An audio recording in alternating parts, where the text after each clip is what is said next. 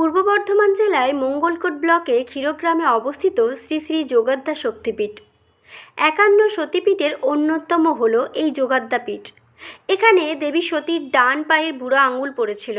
মহিষাসুর মর্দিনী রূপে পূজিতা দেবীর মূর্তিটি সারা বছর ক্ষীরদিঘির পুকুরের জলে নিমজ্জিত থাকে।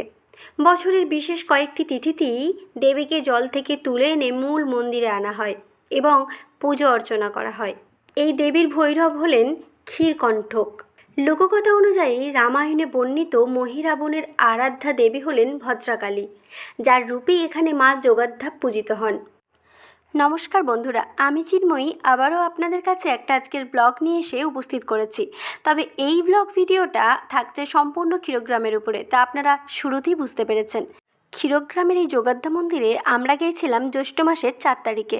মায়ের দুবার বিশেষ পুজো হয়, একবার বৈশাখী সংক্রান্তিতে আর একবার হয় জ্যৈষ্ঠ মাসের ৪ তারিখে।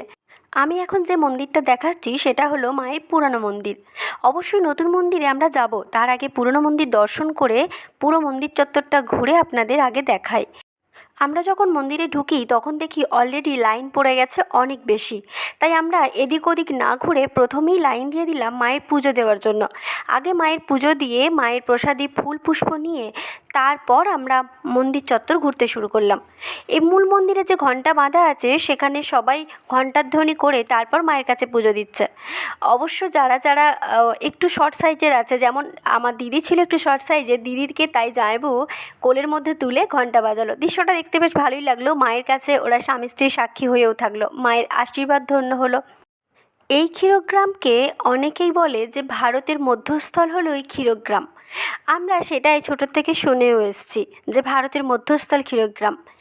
এবারে এই মন্দিরে ঢুকতেই দেখলাম মায়ের বিছানা করার জন্য বিভিন্ন সরঞ্জাম রয়েছে, মানে খাট রয়েছে। মা নাকি এখানে এসে রাত্রে শোয়। এখানকার লোককথা বা এখানে যারা ছিল মূল পুরোহিত থেকে শুরু করে যারা পূজারী কর্মী ছিল তারা এই কথাই বলছিল। মা নাকি জলের তলায় থাকলেও এই যে খাটটা দেখছেন এখানে এসে মা নাকি শুয়ে থাকে। মায়ের নাকি শুয়ে থাকার প্রমাণপত্র পাওয়া যায়। যাই হোক, মায়ের লীলা তো সর্বত্রই রয়েছে, তাই মাকে মাপা যায় না। যা ইচ্ছে ওনার তাই উনি করতে পারেন। ব্রহ্মময়ী মায়ের ইচ্ছেতেই এই জগৎ দুনিয়া চলছে, তাই ওনার ইচ্ছেই সব কিছু সম্ভব।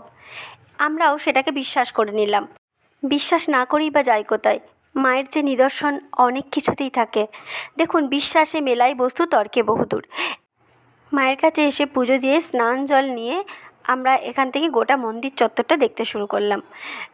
আমরা এখানে সপরিবারেই গিয়েছিলাম, মা বাবা সবাইকে নিয়ে। তবে দেখুন মন্দির চত্বরটা কতটা বড়। আর একটা মজার বিষয় হলো এই মন্দিরটা